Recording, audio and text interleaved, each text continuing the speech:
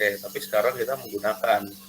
Lah, soalnya pun sebetulnya akan mirip, tapi bedanya adalah nanti ketika mengerjakan soal PMO ya harus menggunakan bantuan software ya, software POM QM ataupun Excel kalau bisa.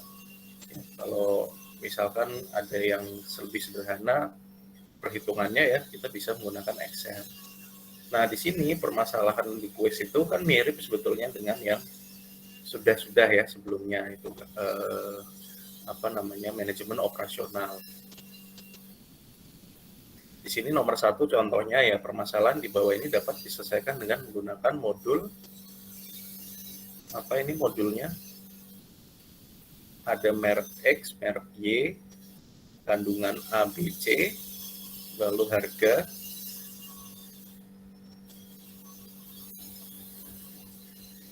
Ada yang bisa membantu saya jawab? Linear, Pak. Linear ya, linear programming. Ini linear programming yang mana? Linear programming minimize atau maximize? Ya, kan ada dua kan linear programming. Minimize. Minimize ya, hitunglah biaya paling murah.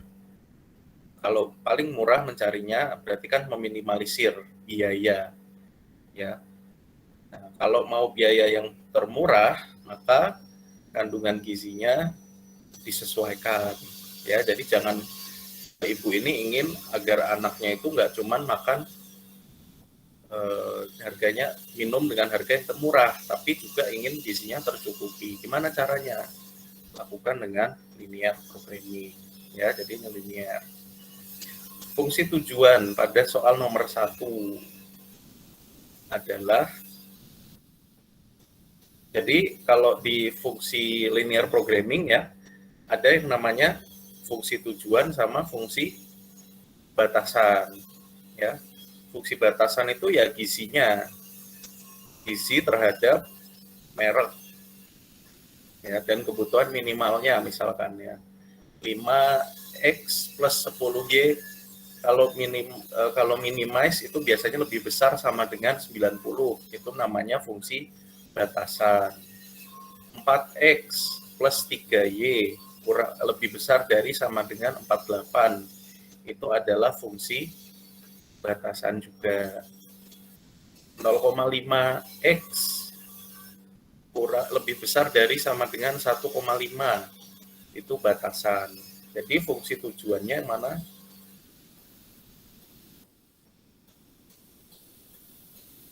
20x plus 30y.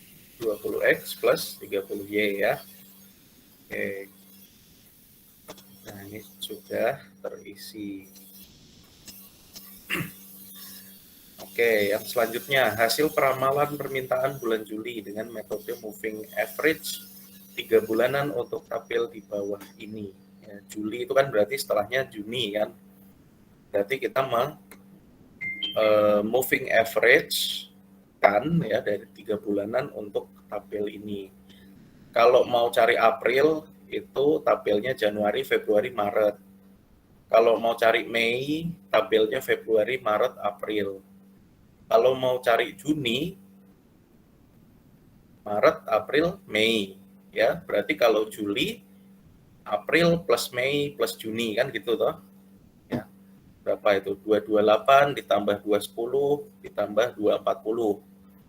Ya, jadi ini tidak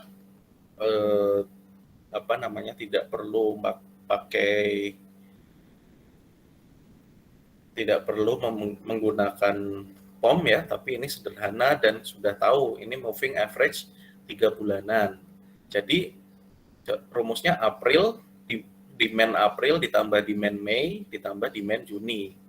228 tambah 210 tambah 240 dibagi 3. Berapa hasilnya? 226. 226 ya. Itu ya kuisnya. Oke, kalau ada yang mau ditanyakan silahkan ya. Jadi kita santai aja tapi sambil belajar gitu. Karena ini supaya nggak lupa aja ya. beberapa sudah dicontohkan di sebelumnya ya, di manajemen operasional.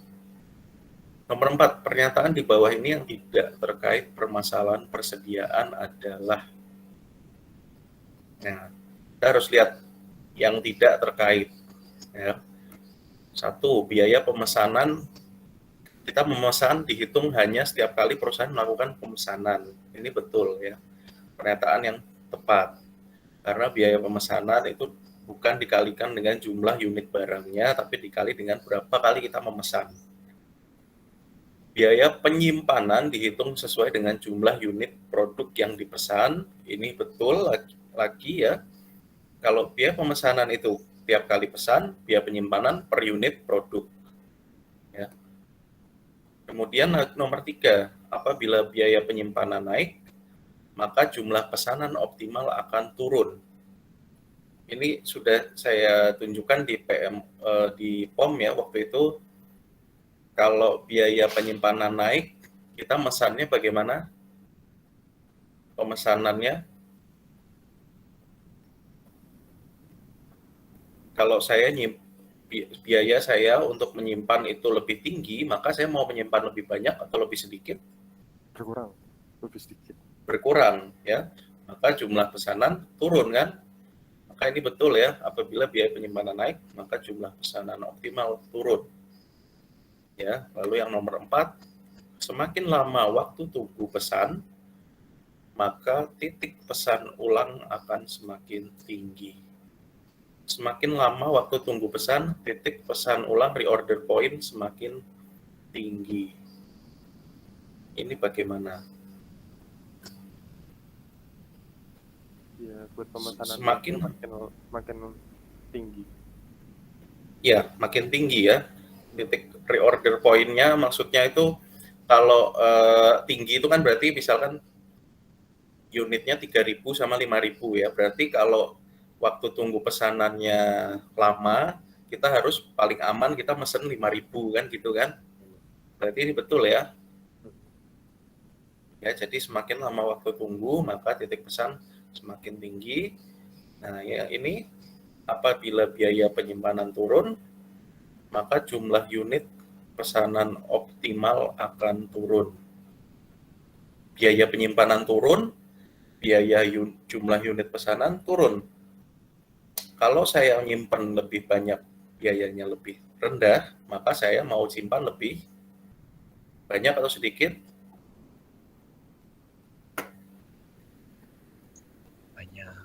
Banyak ya, banyak.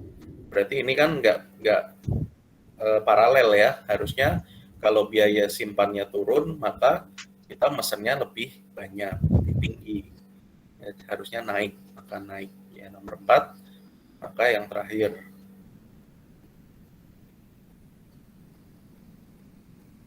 Lalu di sini ada permasalahan persediaan ya.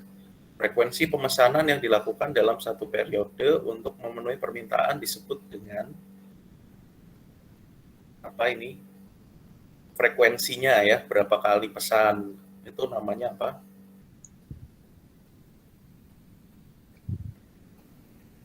Order per period, Pak. Order per period ya, betul ya, order per period. Jadi order per period itu bukan jumlah barangnya ya, tapi jumlah berapa kali kita pesannya. Ini yang sering bingung ya, khususnya di permasalahan inventory atau persediaan. Ya, ini yang akan kita bahas hari ini ya, sedikit membahas tentang jalur kritis. Ya. Jaringan jalur kritis yang paling benar untuk proyek di bawah ini adalah, ini sebetulnya kita nggak harus membuat jaringan jaringannya secara utuh dulu ya, tapi kita lihat dulu kodifikasi waktu sama kegiatan pendahulu. Kalau nggak ada kegiatan pendahulu berarti dia awal ya. Jadi A dan B itu sama-sama bersamaan, jalannya bersamaan, tidak ada yang mendahului. Jadi lingkarannya itu 2 di awal. Ya, jadi kalau lingkarannya sudah tidak 2 di awal, itu salah gitu loh. Ya, jadi lingkaran yang tidak 2 itu gambar 5 sama gambar 1 sudah dipastikan salah. Ya. Karena A sama B bareng, maka lingkarannya harusnya 2 di depan. Nah, lalu yang mana? Kalau begitu kan berarti gambar 2, gambar 3 sama 4 ya yang menentukan. Kita lihat gambar 2, B itu langsung ke A, B, C, D, E ya. B itu langsung ke E. Sedangkan kegiatan pendahulu E itu adalah C sama D. Jadi B itu harusnya nggak ke E. Maka gambar 2 ini salah. Ya, ini kalau nggak memang agak kecil ya, saya juga nggak bisa rekam ini. Ya, jadi ini gambarnya kelihatan ya. Jadi ini A, B, C, D, E gitu kan, F, G, H gitu. Ya. Jadi ini B-nya langsung ke E, itu salah ya. Harusnya yang mendahului itu D. Jadi D itu setelah A dan B. Ya, maka dari itu kita cari D-nya mana. D itu setelah A sama B. A, B, C, D. Nah, ini A sama B itu sama-sama ke D. Ya. Jadi awalnya 2 kan. A sama B. Ini kalau nggak kelihatan ya. Tapi dari jaringannya terlihat bahwa di sini langsung menuju ke D. Ya, maka gambar 4 harusnya yang dipilih.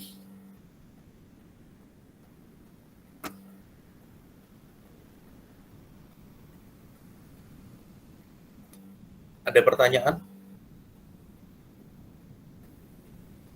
Jelas. Jelas ya. Nanti ini yang masih kuliah ya, jangan ini ya, tolong dikabari saya kalau misalkan mau masuk ke kuliahnya gitu. Oke, yang nomor 7 ya, jalur kritis dalam permasalahan manajemen proyek mengacu pada tersingkat, waktu tersingkat, terlama, optimis, realistis, perkiraan. Yang mana? Jalur kritis. Itu waktu terlama. Terlama ya, terlama. Kenapa terlama? Karena kalau kita buat proyek ya, kita garisi, itu kan yang selesai terakhir sama yang mulai pertama kan. Terus ibaratnya gini, dalam proyek, satu proyek dalam 2 minggu misalkan ya, lama proyek 2 minggu. Kan nggak bisa terus aktivitas sebelumnya itu lebih dari 2 minggu, berarti kan harus nambahin waktu lagi ya. Misalkan aktivitas A itu 2 minggu, aktivitas B 3 minggu, ya kita ambil yang B, supaya A-nya selesai, B-nya juga ikut selesai kan, nggak mungkin yang tersingkat. Jadi waktu jalur kritis itu adalah yang terlama, maka kalau di software POM ya, nanti jalur kritis itu warnanya akan merah. Dan akan diberitahu ya, kalau soal itu salah atau soal itu betul, dari cara hasil jalur kritisnya nanti ya, karena jalur kritis itu tidak boleh double. Kadang ada yang jalur kritisnya 2. Nah, jalur kritis yang ada bercabang seperti itu, maka tidak menunjukkan tabelnya dibuat dengan betul ya, atau minimal harus diubah. Itu. Nanti kita lihat ya. Di bawah ini bukan merupakan 7 alat pengendali kualitas. Yang mana?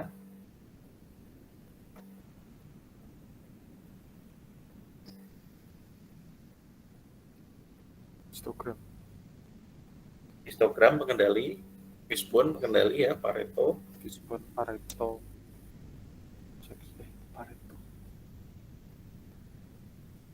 Pareto ada kan? Pareto ada.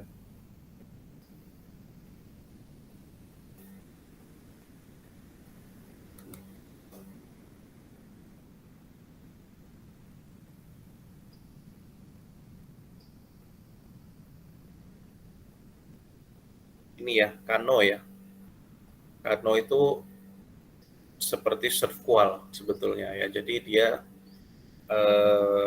itu adalah cara untuk mempertemukan antara ekspektasi pelanggan dengan jasa yang diberikan.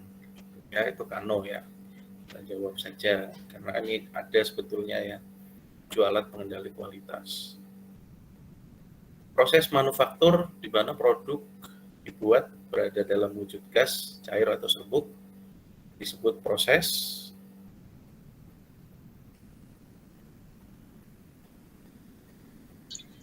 continuous ya.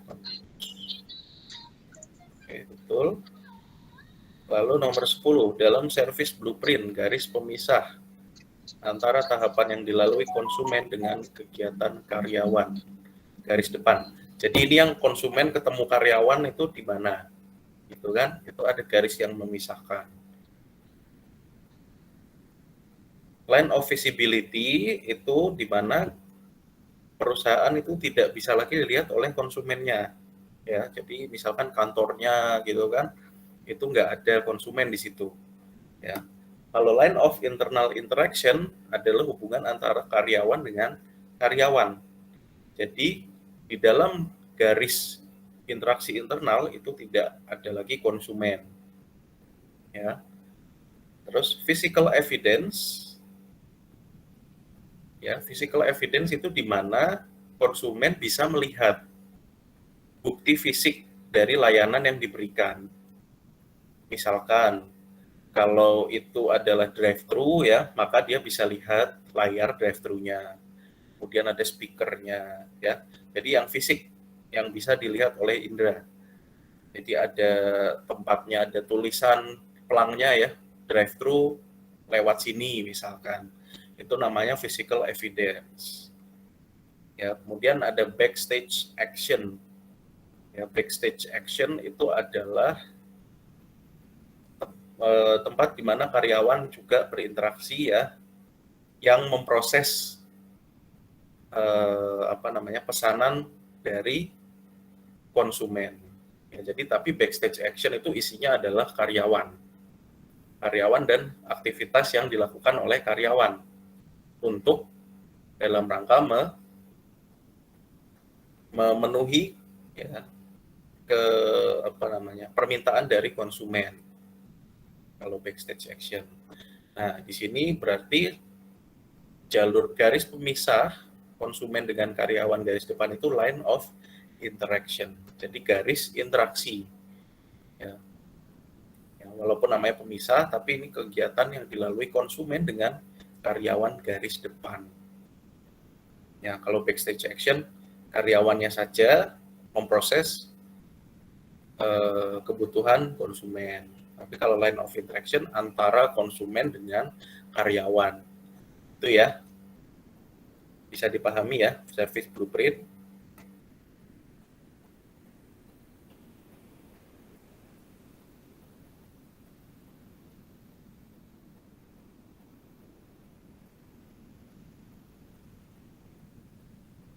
Lalu saya lanjutkan. Ada pertanyaan silakan ya. Kalau ada disanggah saja. Tapi kita lanjut ke nomor 11. Karakteristik jasa di bawah ini benar, kecuali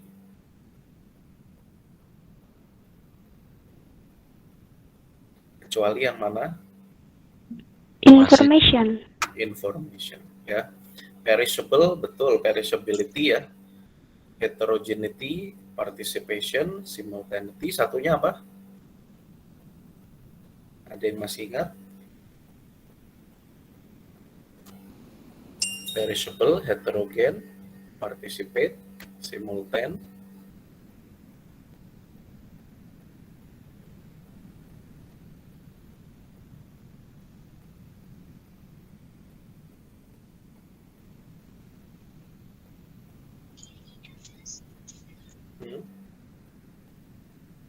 Satunya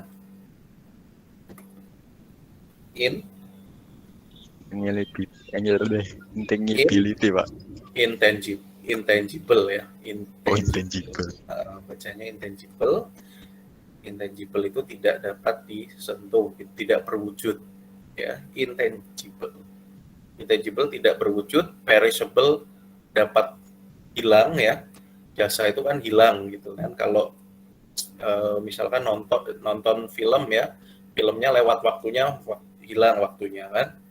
Heterogen berarti jasa karakteristiknya berbeda-beda tergantung dari yang memberi jasa sama yang menerima. Saya bilang bagus, belum tentu Anda bilang bagus karena servis. Ya. Anda cocok, belum tentu saya cocok kan gitu. Ya. Participation, sebuah jasa itu diciptakan sambil diciptakan oleh penyedia jasa sama penerimanya. Ya, jadi misalkan potong rambut, saya nggak mau kependekan, ini dipotong kanan kiri apa ya, itu arti participation, ya. Jasa itu seperti itu karakteristiknya. Lalu ada simultan tadi, ya, antara konsumsi dengan konsumsinya itu bersamaan, ya. Jadi secara simultan produksi dengan konsumsi bersamaan gitu. Ya, jadi dalam proses potong rambut, maka kita harus muncul di situ, kita duduk, mengikuti prosesnya dari awal, kita minta seperti apa, lalu sampai dengan selesai hasilnya jadi. Ya, jadi di tengah proses itu adalah proses produksi dan juga proses konsumsi yang secara bersamaan. Ya. Maka namanya simultan. Itulah karakteristik jasa. Kalau information itu bukan karakteristiknya. Lalu nomor 12, terakhir, ya. Di bawah ini adalah contoh explicit service pada usaha laundry. Explicit service itu adalah jasa yang bisa dilihat. Kan ini paket jasa, ya. Ini adalah salah satu paket jasa di mana ada service, facility, ya. Kemudian ada apalagi itu service apa. Nah, explicit service yang mana? Pakaian rapi dan wangi. Ya, pakaian rapi dan wangi, ya. Jadi explicit service. Konsumen repeat order itu di luar dari paket jasa, ya. Implicit service pun bukan, ya, karena itu adalah hasil dari, ya, implicit senang dengan jasa tersebut maka kembali. Tapi ada juga konsumen yang butuh, walaupun tidak senang tapi butuh, ya, kembali lagi kan gitu, ya. Tapi mungkin kembalinya ada yang senyum, ada yang cemberut gitu kan, nggak apa-apa, ya. Pakaian kotor ditimbang, ya, pemberian nota oleh karyawan itu informasi, ya, informasi. Ya, lalu ada bangunan yang representatif adalah fasilitas jasa, ya.